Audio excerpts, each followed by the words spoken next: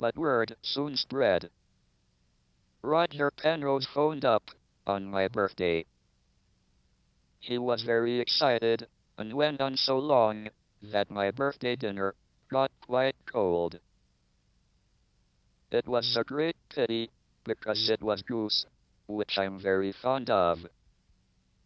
To me, it's a miracle because it's a complicated and messy calculation. We can now do these things very much better, and it's more transparent what happens.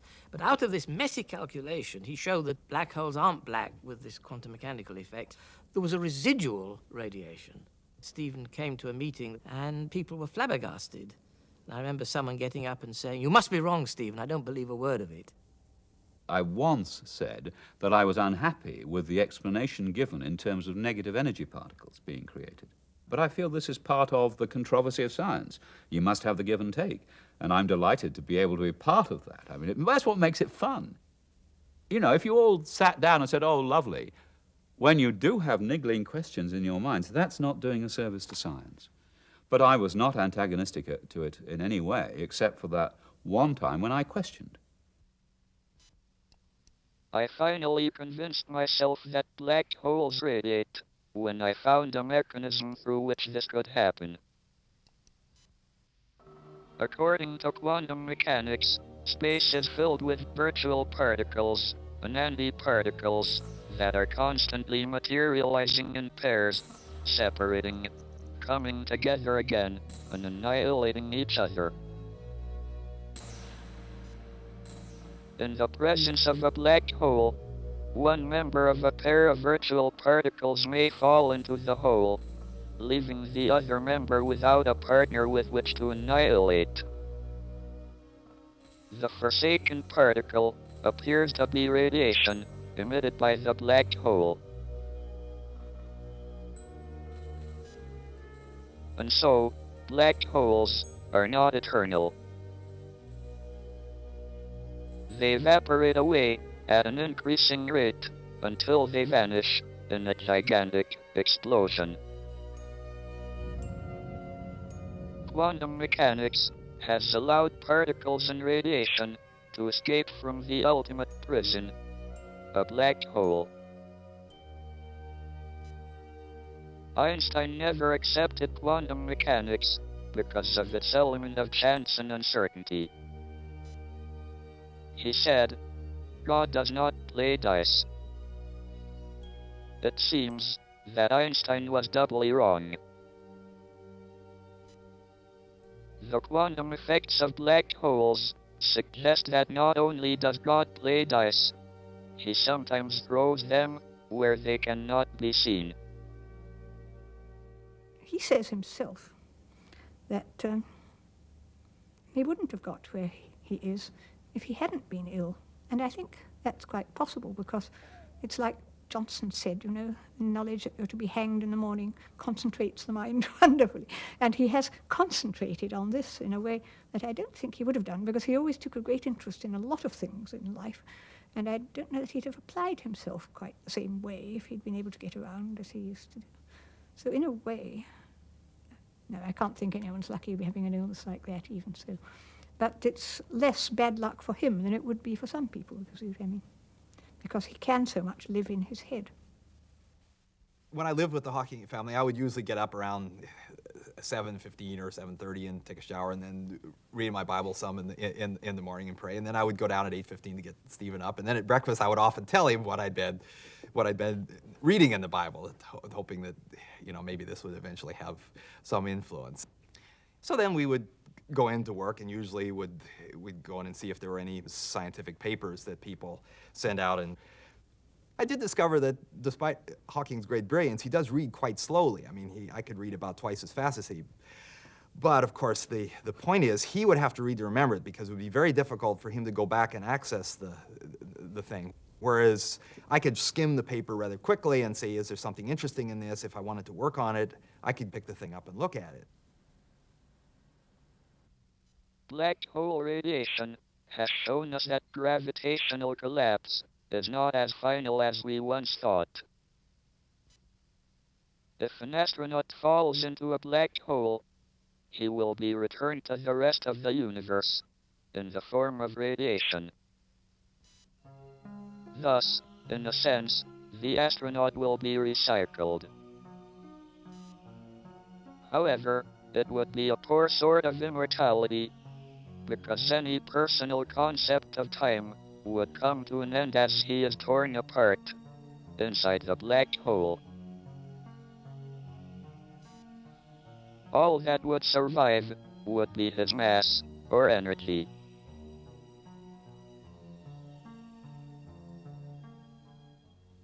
One year, the Hawkings took me along when we went to a cottage in Wales near the River Wye.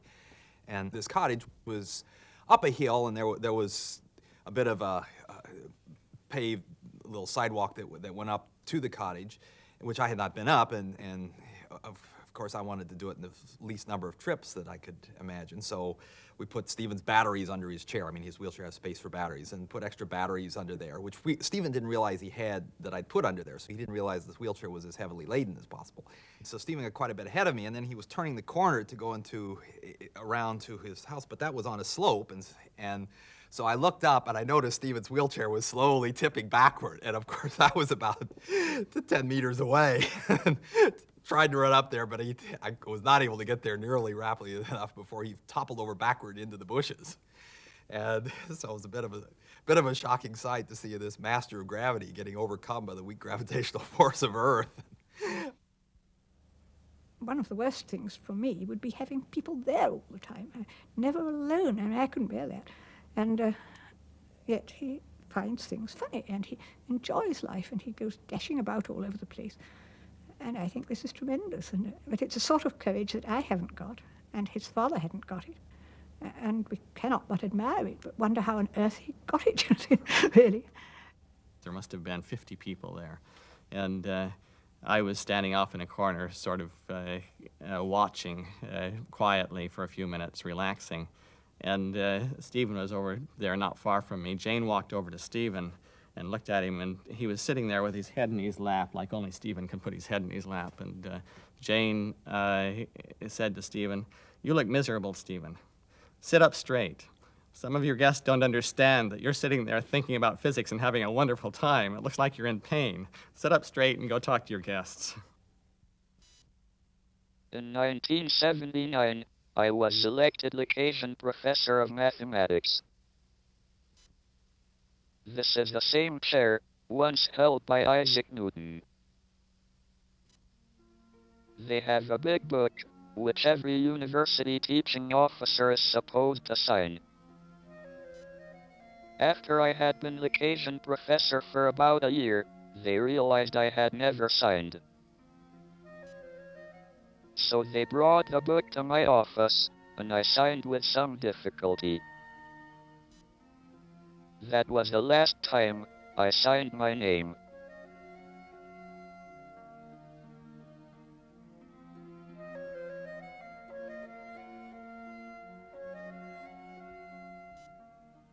My interest in the origin and fate of the universe was reawakened when I attended a conference on cosmology in the Vatican.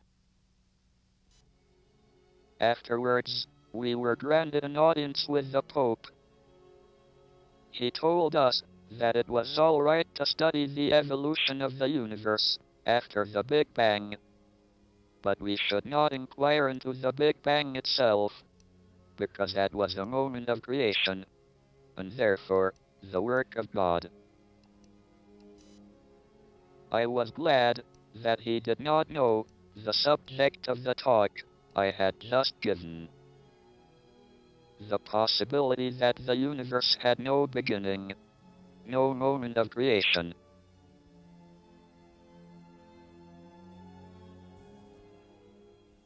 There were theories in the early 70s, in fact the first type of creation theories, where the people concerned started off with a fixed external space and time, which, as it were, for eternity was empty. And then suddenly, for some unknown reason, the universe nucleates at a particular point, and then bang, it blows apart. But the trouble is that when space and time appear in the classical theory, that actual point itself is a singular point in the mathematics. Mathematics breaks down, and so you cannot in fact use that to give you a creation theory. If one goes back in time, one comes to the Big Bang singularity, where the laws of physics break down. But there's another direction of time that one can go in, which avoids the singularity. This is called the imaginary direction of time. In imaginary time, there need not be any singularities which form a beginning or end to time. When you come to imaginary time, you have this rather peculiar possibility of having a now, as it were, without necessarily having a sort of a chain of past moments. If we start where we are at the moment, start running backwards in time, as it were, then for a long time things work perfectly normally. But then as you begin to get further and further back towards what would be the origin point in the conventional real-time picture, you find that the nature of time changes, that the imaginary component becomes more and more prominent, until in the end what ought to have been the singular point in the classical theory just gets smoothed away, and you have this sort of beautiful picture of these sort of bowls. The creation of the universe is pictured as where we are now, in a smooth sort of bowl of the past, where there's no initial point, just a sort of smooth shape.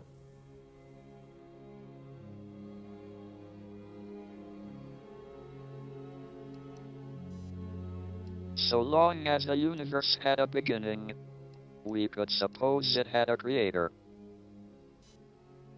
But if the universe is completely self-contained, having no boundary or edge, it would neither be created nor destroyed. It would simply be. What place, then, for a creator? What we could really say is that the universe is, because it's a self-consistent mathematical structure. There's no past, because unlike the creation of a point scenario, there's nothing for it to be created in, you see. So to say it's created from nothing is actually a little bit of a misnomer. It's a misleading use of the word nothing. It's not just that there was empty space in which the universe appeared, which you might call nothing. There was really nothing at all, because there wasn't even a creation event. You see, the use of a past tense in a verb becomes inappropriate in these theories.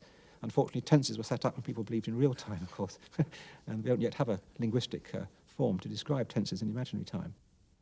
The word time was not handed down from heaven as a gift from on high. The idea of time is a word invented by man, and if it has puzzlements connected with it, whose fault is it? It's our fault. Where does the difference between the past and the future come from? The laws of science do not distinguish between the past and the future. Yet, there is a big difference between the past and future in ordinary life.